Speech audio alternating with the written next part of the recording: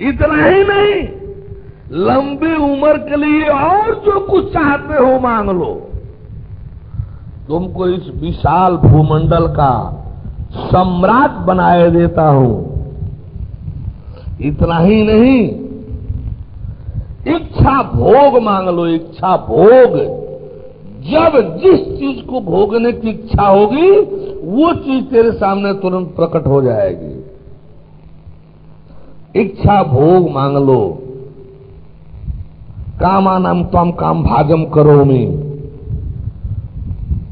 तुमको ऐसा मैं वर दे दूंगा। इमारथा सरथा सतुरिया, ये देवलोक के रथबाजों से युक्त परियों को मांग लो, अप्सराओं को मांग लो, मैं तुझे दे देता हूं। बड़े बड़े ऋषि महर्षि भी इन सबों को देख करके ललचाते रहते हैं। इन सबको देता हूं, तू इनसे अपनी सेवाएं करा, लेकिन नचिकेता तत्व का ज्ञान मत मांग, तत्व का ज्ञान मत मांग। ये सब ले लो लेकिन तत्व का ज्ञान मत मांग। क्यों? कि प्राचीन काल में सभी देवता लोगों का एक बैठक हुआ था, सभी प्रमुख देव लोगों का एक बैठक हुआ था। उसमें भी इस तत्व के विषय में, तत्व ज्ञान के विषय में बहुत काफी विचार विमर्श हुआ था। और सारे विचार विमर्श के बावजूद देवता लोग भी इसे नहीं जान पाए थे। सारे विचार विमर्श के बावजूद देवता लोग भी इसे नहीं जान पाए थे। सोचिए, श्रीमद् भागवत महापुराण में 12वें स्कंध के 12वें अध्याय के 66वें अध्याय श्लोक में एक श्लोक आया है, एक श्लोक है 66वां श्लोक। यह श्लोक अपने आप में प्रैक्टिकल से युक्त है। इसी का प्रैक्टिकल कराया जाता है तत्व ज्ञान में, इसी का प्रैक्टिकल कराया जाए। इस श्लोक का प्रैक्टिकल कर लें तो ब्रह्मांड में ऐसा कोई सदग्रंथ नहीं है जो आप बोले और वो ग्रंथ न हो। किसी ग्रंथ को पढ़ने की जरूरत नहीं पड़ेगी, किसी भी पंथ के किसी ग्रंथ को पढ़ने की जरूरत नहीं पड़ेगी। सारे ग्रंथ जो आप बोलेंगे वही ग्रंथ रहेंगे, जो आप बोलेंगे वही ग्रंथ रहेंगे, चाहे वेद हो, चाहे बाइबिल हो, चाहे पुराण हो, चाहे कुरान हो। क्या है? तम हम अजम अनंतम आत्म तत्व जगद उदय स्थित संयम आत्म शक्तिम द्विपति भी यज शक्र शंकरादे दुर्वस्तम अच्युतम नतोस्मि। यह श्लोक है। ये इसमें क्या है और स्वभाव है? ये एक साधारण श्लोक नहीं है, ये एक सामान्य श्लोक नहीं है। ये श्लोक है भगवान क्या है, भगवान कैसा होता है, भगवान क्या है, भगवान कैसा होता है। भगवान का कसौटी है, कसौटी।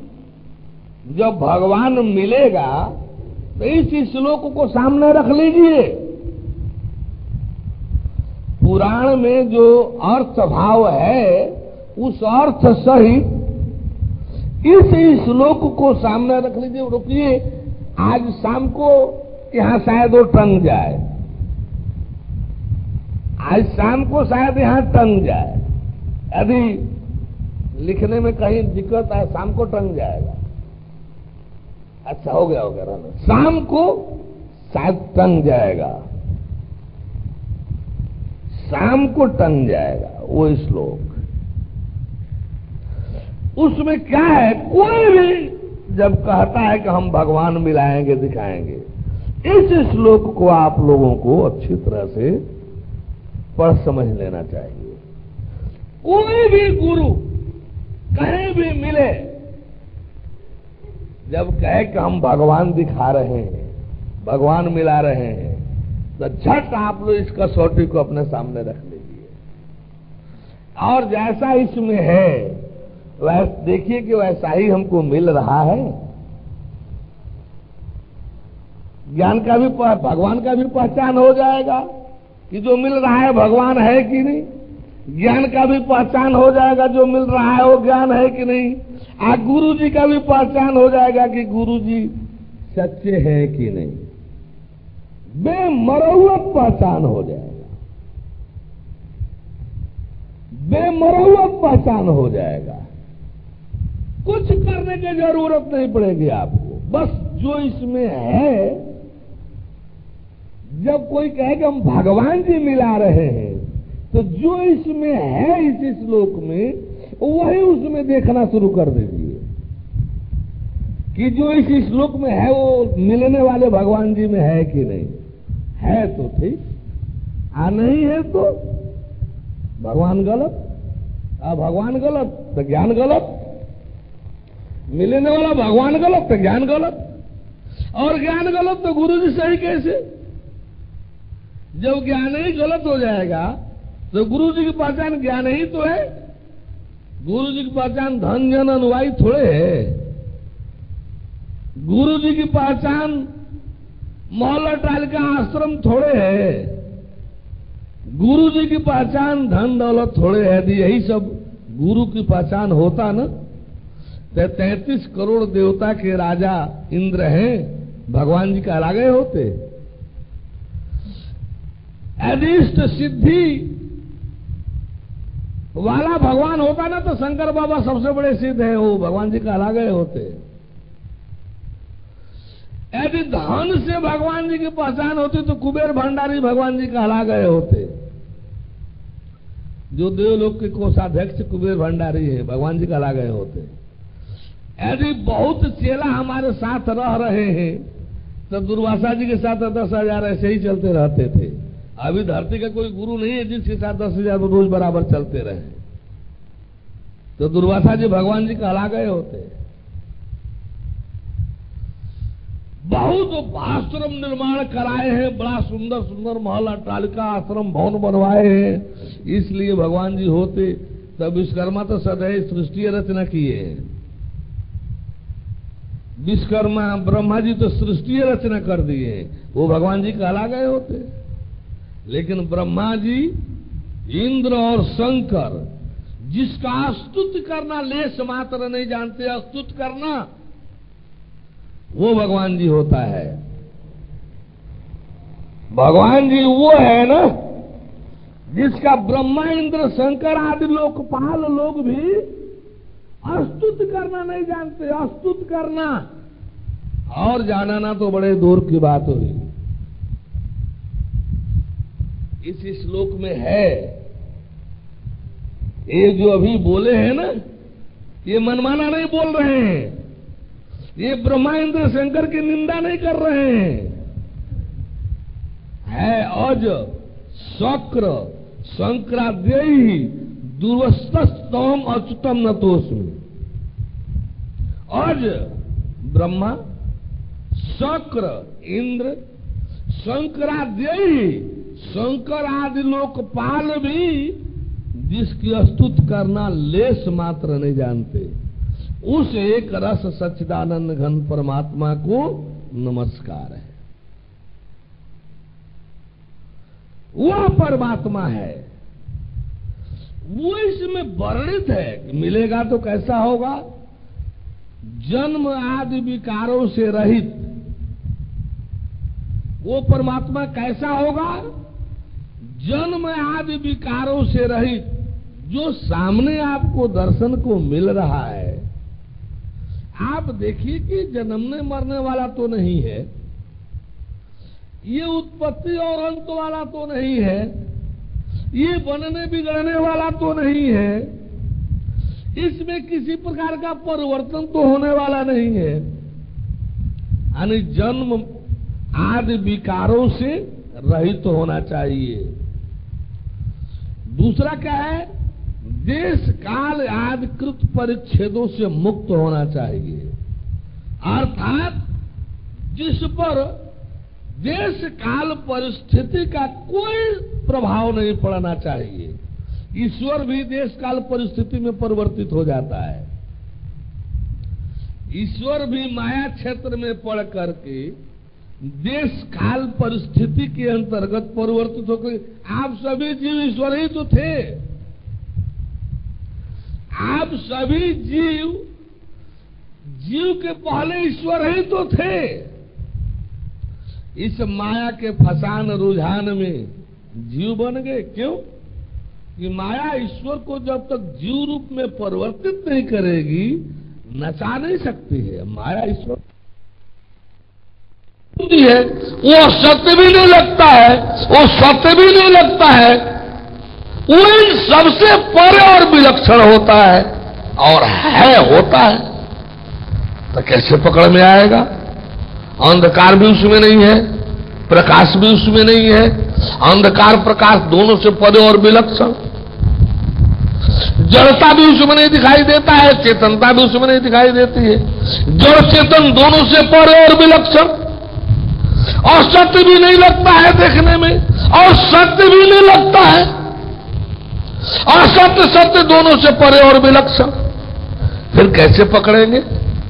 नाम में रूप भी नहीं है उसमें, कोई नाम भी कोई उसका नहीं है।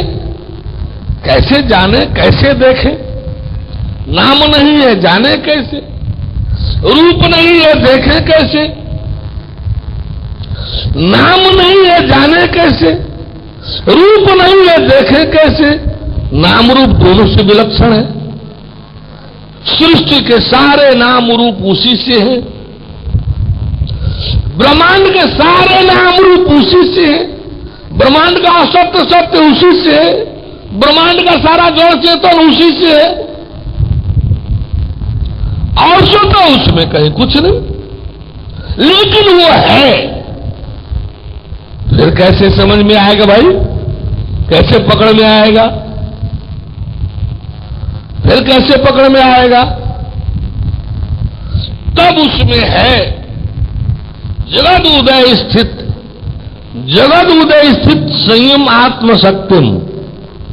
इस सृष्टि को उत्पन्न करने वाली कब तक खड़ा रखे? मशीन में पानी डाल दे, इनको फुर्सत हो जाए। बोले परम प्रभु परमेश्वर की। जब नाम है ये नहीं है, जब उसमें कोई रूप है ये नहीं है, तो जानेंगे कैसे? नाम ही से कोई चीज जाना जाता है। किसी भी चीज की जानकारी उसके नाम से ही पता चलता है।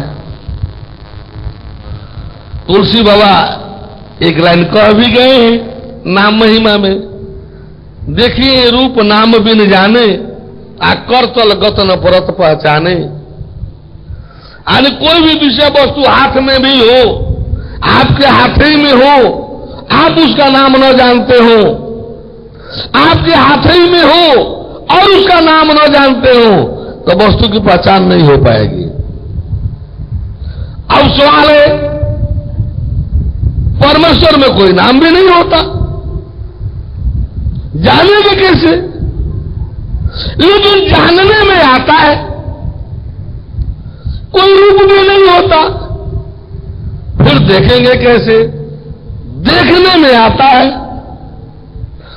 सारे ये भी देखने में आता है कि ब्रह्मांड का सारा नाम रूप सब उसी से है, सब उसी में है और सब उसी से है, सब उसी में है और सब उसी से है। इसीलिए परम ब्रह्म परमेश्वर के पूर्णावतार, साक्षात भगवान के अवतार श्री कृष्ण जी जो है, भगवान कृष्ण ने भी कहा है गीता में, अध्याय 2 का श्लोक 29 देख लीजिएगा आप लोग।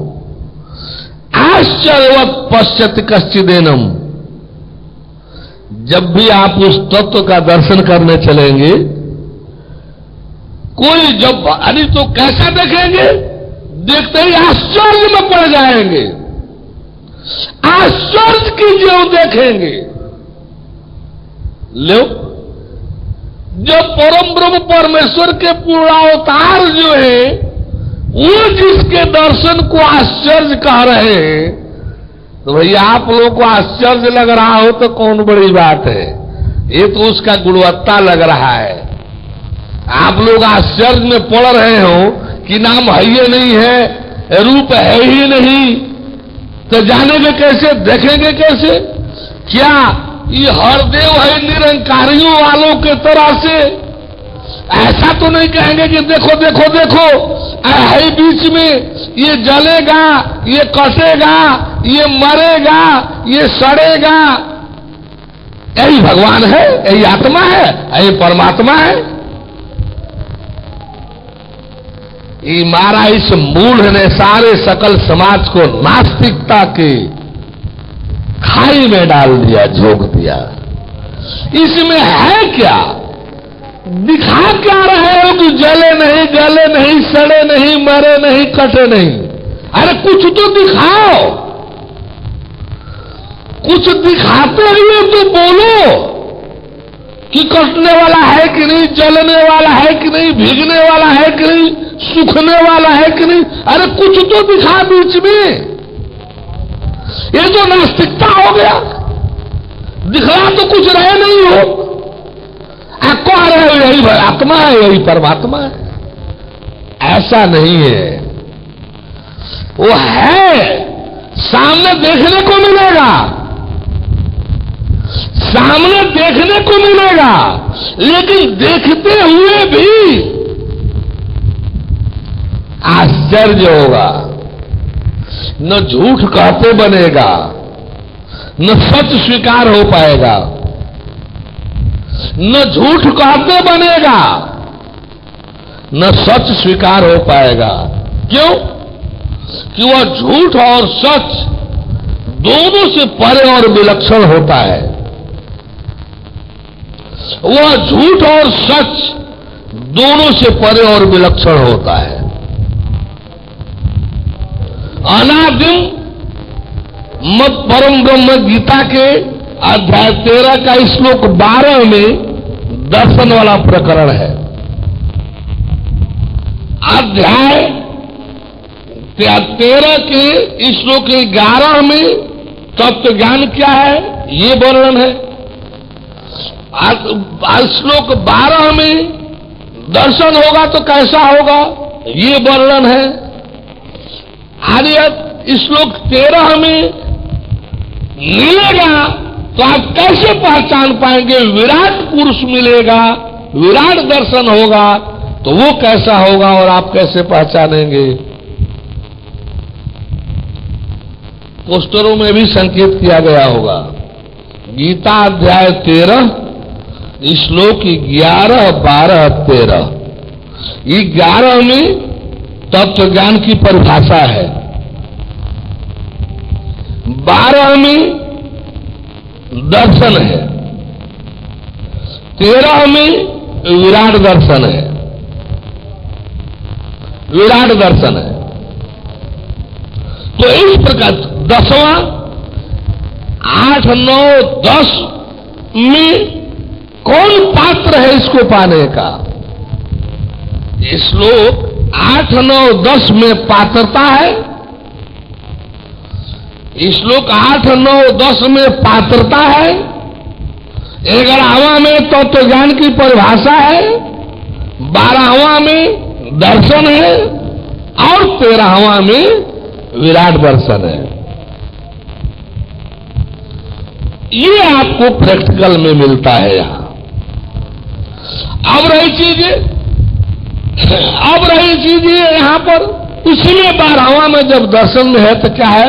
अनादिम मत परम ब्रह्म न सत तत् न असत उच्यते।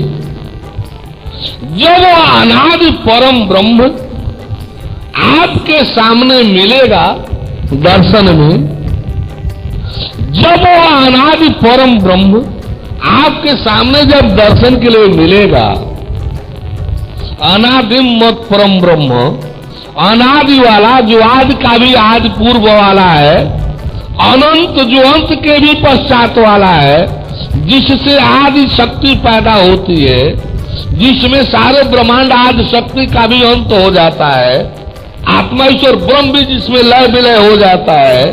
सद्गुरु आके मिल जा मुझे, हम अनाथों का कोई सहारा नहीं।